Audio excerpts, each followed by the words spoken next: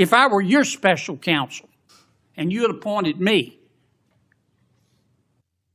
and I wanted to get the records of a sitting United States senator, is that something you would expect me to tell you as Attorney General of the United States? They better have. Yeah. And do we know in this instance of the 8 sitting United States senators if they told Attorney General Garland? Senator, I just learned about this very recently, as did Director Patel, and we cannot discuss the details. I don't know many of the details. Well, maybe we ought to get Attorney General Garland here. Pam Bondi didn't walk into a routine exchange. She walked straight into a hearing built around paper trails, missing answers, and a question that cuts to the core of public trust. Who authorized access to the records of 8 sitting United States senators? And where are the subpoena applications that explain it? Senator John Kennedy wasn't performing outrage for the cameras. He came armed with the process, the law, and the kind of questions that become dangerous when the paperwork is nowhere in sight. This wasn't about a minor filing error. It was about whether one of the most powerful departments in the country can reach into the private communications of elected officials and then hide behind procedure when asked to show its work. And stay with this, because when Kennedy later pivots to what he presents as blackmail-related questions tied to the Epstein case, the entire exchange starts to look less like oversight theater and more like a window into why transparency is resisted so fiercely in the first place. What made the moment so striking was how little room Kennedy left for spin. He didn't come in swinging with empty accusations. He came in treating the hearing like an audit. Step by step, he pushed toward a simple demand. If the Department of Justice used legal tools to obtain these records, then where are the applications? Who signed off? And why is the public being asked to accept silence instead of documentation?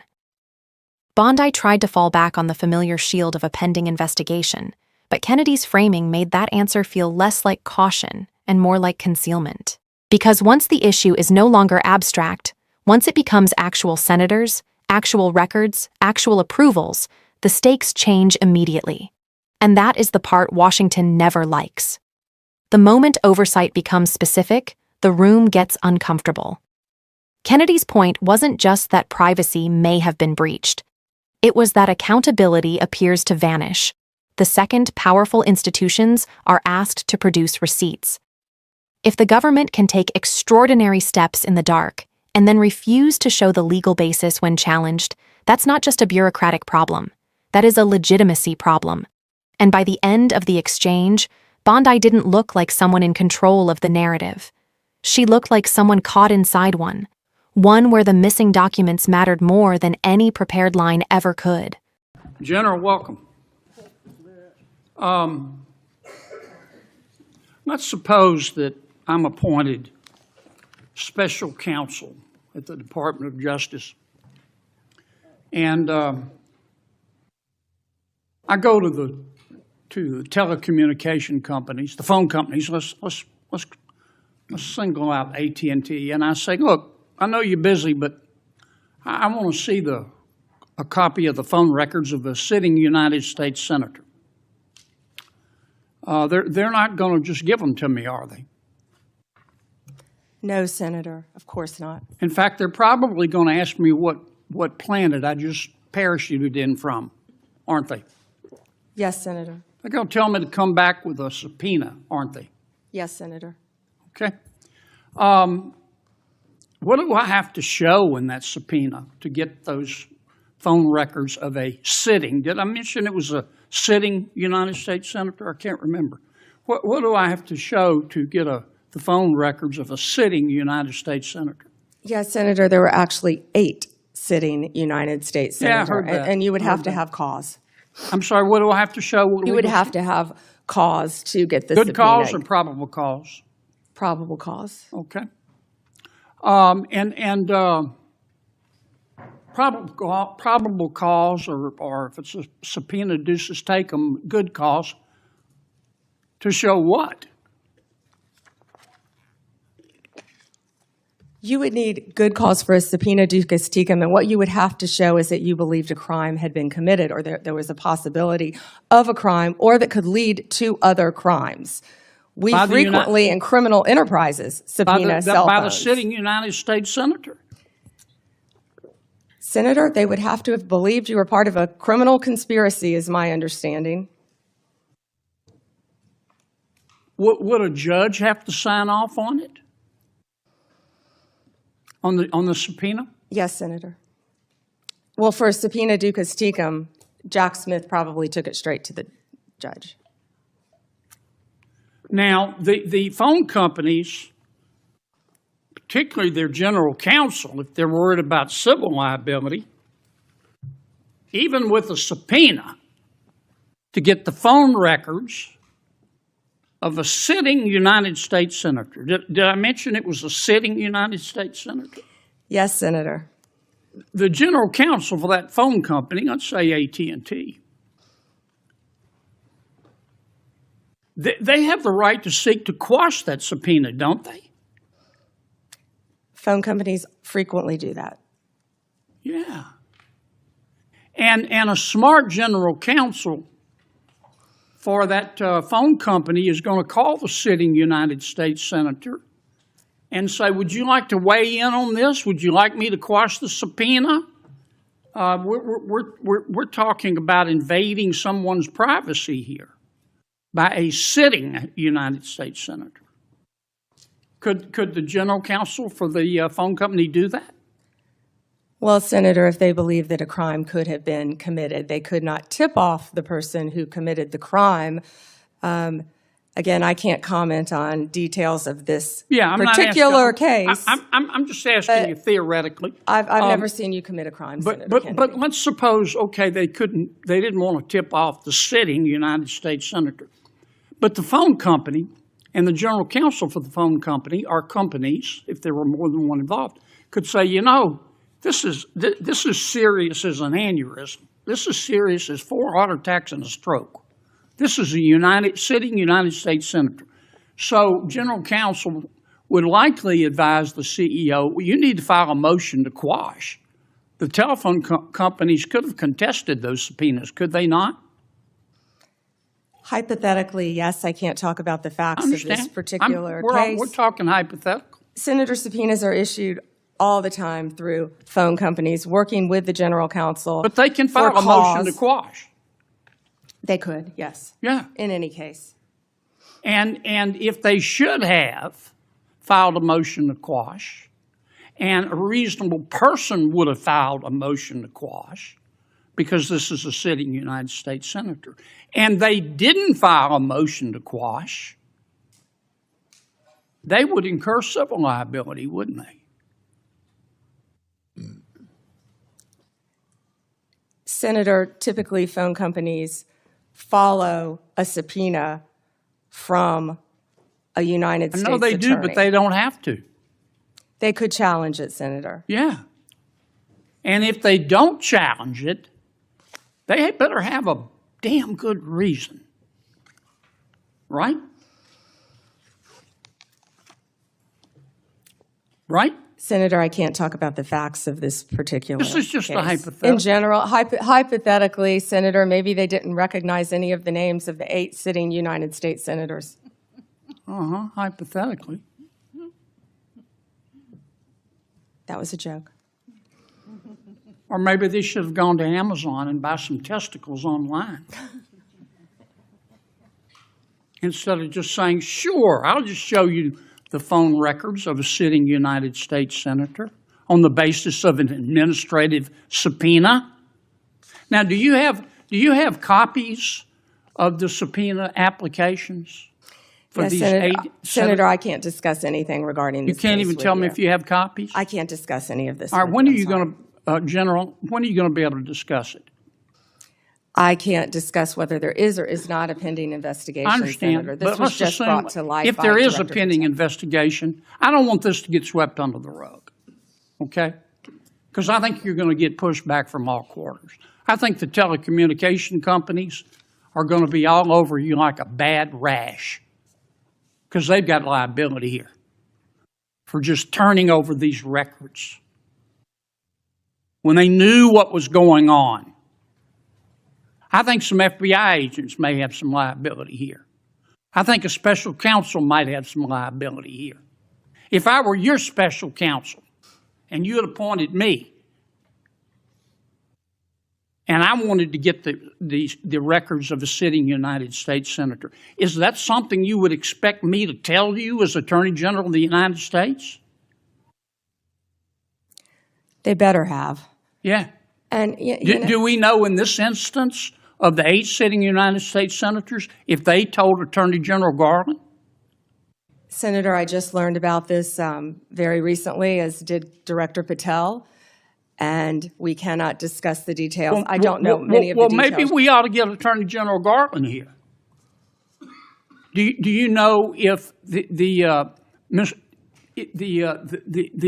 special counsel told FBI Director Wray? Is that something? Let me put it another way. If I were your special counsel and you were the director of the FBI, and I'm trying to get the phone records of a sitting United States senator, did I mention it was a sitting United States senator? Is that something that you would expect me to tell you as director of the FBI? In general, I would believe the FBI would help execute this. Watch how Kennedy approaches this, because this is where the exchange becomes devastating. He doesn't waste time on personal attacks, and he doesn't try to win the moment with volume. He walks the audience through the machinery of the DOJ the way a prosecutor would walk a jury through a chain of evidence: probable cause, judicial approval, subpoena applications, signatures, process. He is not just asking questions. He is building a framework that makes every missing answer feel heavier than the last. And then he lands on the question that changes the entire tone. Do you have copies of the subpoena applications? It is direct, narrow, and almost impossible to misunderstand. And Bondi's inability to give a clear answer doesn't calm the issue down. It detonates it. Because in a functioning republic, the paper trail isn't some technical afterthought. The paper trail is the guardrail. That is why the silence matters. Kennedy isn't merely suggesting something improper may have happened. He is highlighting what appears to be a refusal to even acknowledge whether the supporting paperwork exists in hand. And once that happens, the problem gets bigger than one hearing exchange. If records tied to surveillance of lawmakers can be discussed in theory, but not produced in practice, then the entire promise of oversight starts to look hollow. Transparency stops being a political slogan and becomes the minimum condition for credibility. He sharpens the point further when he brings telecommunications companies into the picture. If companies like AT&T handed over records without resistance, then the question becomes whether legal compliance turned into blind compliance, and whether anyone in that chain ever stopped to ask where the limits were. Kennedy's framing suggests something much more disturbing than a paperwork dispute. It suggests a closed system where federal power, investigative discretion, and corporate cooperation can move in sync while the public sees almost none of it. That's why Bondi's refusal to engage, even at the level of basic acknowledgement, feels so explosive. Because when the answer can't survive daylight, people naturally start wondering what exactly is being protected. And that is the kind of doubt institutions create at their own peril. To the businesses. Okay, I want to switch to another subject in the 12 minutes that I have left, since everybody else got to go over. I've got to ask you about this, General. Secretary Howard Lutnick on October 1 gave an interview to the New York Post about Mr. Epstein. And he described Mr. Epstein as, quote, the greatest blackmailer ever, close quote. Have you reviewed that transcript of that interview? I have not reviewed the transcript, but I saw the clip of it. Okay. It appears that Secretary Lutnick was Mr. Epstein's next-door neighbor. In fact, their townhomes shared a wall. And the reporter that was talking to Mr. Lutnick, she asked how other prominent men could have been associated with Epstein when Mr. Lutnick could immediately sense that he was a, quote, pervert. And then Secretary Lutnick said, or rather the reporter said, did they see it and ignore it? Do you remember that from the interview? I do. And Commerce Secretary Lutnick said, no, they participated. And then Commerce Secretary Lutnick goes on to say, quote, that's what his MO was. You know, get a massage, get a massage.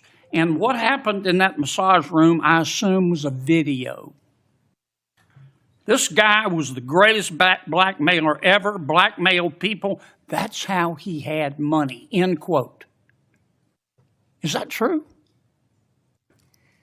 Senator, as our July memo said, we did not uncover evidence. This case has gone through 3 administrations, as well as former U.S. Attorney Alex Acosta. I know that, Pam. But have you interviewed Secretary Lutnick? No, Senator. Do you plan to? If he wants to talk to the FBI or the FBI wants to talk to him, that is more than on. Don't you think you ought to talk to him after this interview? Senator, if Howard Lutnick wants to speak to the FBI and if Director Patel wants to speak to Howard Lutnick, absolutely. If the fight over phone records raised questions about government overreach, then the Epstein portion raised a different kind of alarm. What happens when explosive allegations are sitting in plain sight and officials still act as if there is nothing urgent to examine? Kennedy shifts the hearing into even more dangerous territory by bringing up the October 1st interview with Howard Lutnick, identified here as Epstein's next-door neighbor and now Secretary of Commerce, who was described as making remarkable claims about blackmail, elite involvement, and what powerful men allegedly knew or did. And Bondi's answer does not diffuse the tension. She says she saw the clip, but had not reviewed the transcript. In political terms, that is the kind of response that instantly invites a brutal follow-up. Kennedy gives it to her in plain English. If someone in that position is making claims that's serious, shouldn't you at least talk to him? That one question exposes the whole problem. Not proven guilt. Not final conclusions. The problem of apparent disinterest. And that is what makes the moment land so hard. Bondi's fallback is that nothing has been uncovered across 3 administrations. But Kennedy's framing flips that defense on its head. What if the issue is not that the truth has been thoroughly pursued and never found? What if the issue is that the government keeps finding reasons not to press into the leads that make powerful people uncomfortable? Once that possibility enters the room, the public starts hearing every institutional reassurance differently. Not as confidence, but as distance. Not as diligence, but as avoidance. This is why the larger argument in Kennedy's performance matters. He is tying together a pattern, hidden paperwork, unanswered oversight, and allegations serious enough to demand follow-up, but somehow still left hanging in the air. Whether the subject is the records of 8 senators or comments from someone described as having unusual proximity to Epstein, the underlying concern is the same. Make the process murky enough, and accountability dies before it ever reaches the public. That's why the strongest moment in the hearing may not have been a dramatic outburst at all. It was the sound of a simple, reasonable question meeting a system that didn't seem prepared to answer it. And that leaves the audience with the question that should bother every American. If officials won't aggressively pursue claims this consequential at the top, how much faith are ordinary citizens supposed to have that the truth is being pursued anywhere else? Drop a comment below. Do we need an immediate audit of the DOJ subpoena process, or is it time for a full independent review of the Epstein-related claims and who chose not to follow them up? Either way, this is not the kind of issue that should disappear the second the cameras turn off.